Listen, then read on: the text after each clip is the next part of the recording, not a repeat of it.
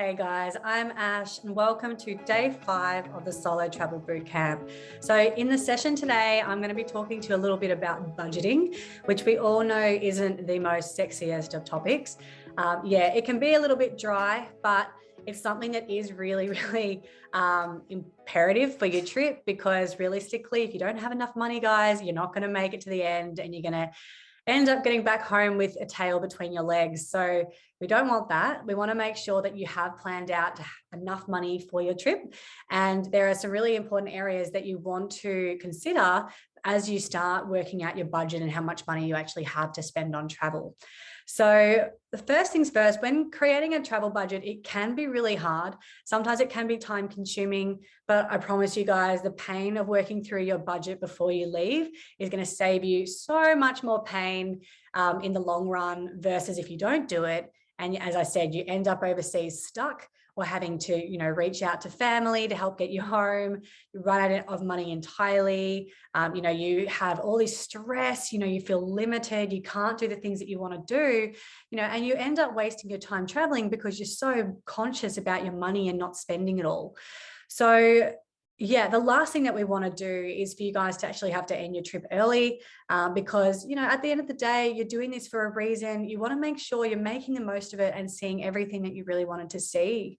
So some of the key areas to consider when creating your budget, particularly from my experience, the big expenses tend to be your travel insurance, travel gear, visa fees if you need them. If you're doing volunteering, sometimes you might be asked to get a police check.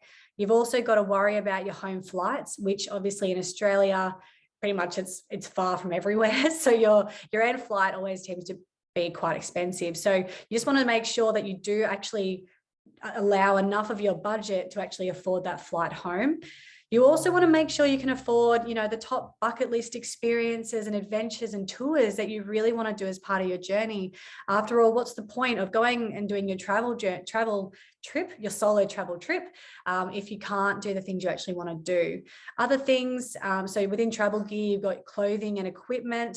You also have first aid gear.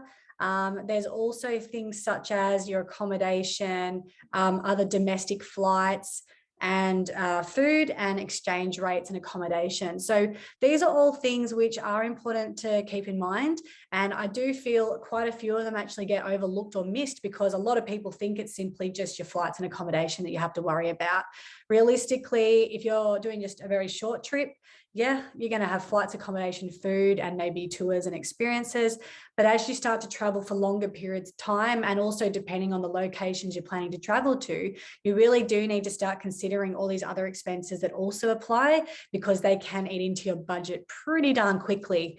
As I definitely found out. So look, talking from experience, I'm not perfect, and budgeting, although I would say I am somewhat good at budgeting, even for my trip, I was traveling for a whole year without working, fully backpacking around.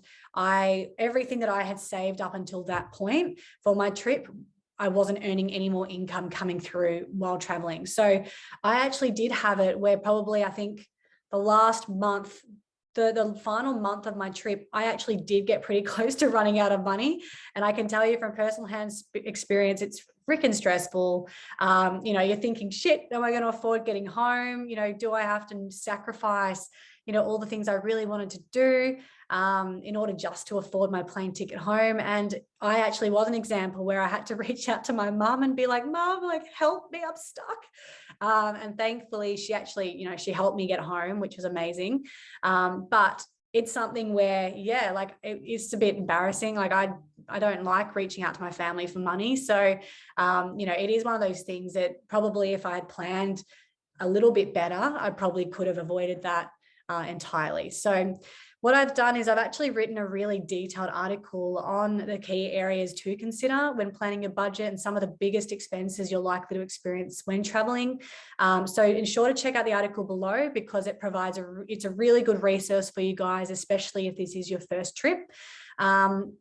Something as well to keep in mind is that when you are traveling solo, one of the more challenging things as well is that you can't really share a lot of costs with people. So when you're traveling with a partner or with a friend or, things like that, you can share accommodation, you can share food, there's a lot of different things that you can share the cost for.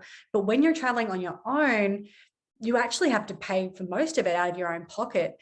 Apart from if you stay in hostels where you can, do a dorm room and you can pay for cheaper accommodation because you're sharing with others, realistically, most of your other expenses are going to be all up to you.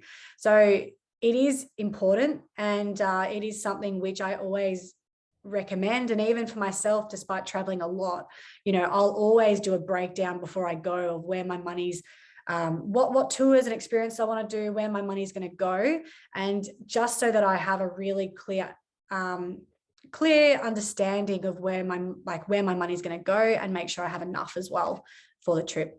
So yeah, definitely check out that article. It'll give you a lot more detail in terms of budgeting, but also as well, you can actually download our free budget planner, which will help to show, it gives a structure and template that you guys can use to start brainstorming and breaking down your budget for your trip. So make sure you take advantage of that free resource as well, because I'm sure that'll be really helpful too. So that's it for day 5 and the final lesson of the Solo Travel Bootcamp. But don't despair. I'm actually going to throw in a bonus lesson for you guys tomorrow, which talks about how to actually start planning your first solo trip overseas. So make sure you look through the resources today, get a bit more insight into budgeting and how maybe you can use that for your trip. And then tomorrow, I'm actually going to talk you through some of the main steps you want to follow when planning your trip. I'll also include a link to a resource that you guys can reference as well, because there are a lot of steps involved when traveling. So I want to make sure that I give you guys as much detail and guidance as possible to help you get your trip started. So cool, guys. I look so forward to seeing you tomorrow. And yeah, give me a shout if you have any questions on any areas of the course. But otherwise, I'll see you then. All right. See you guys.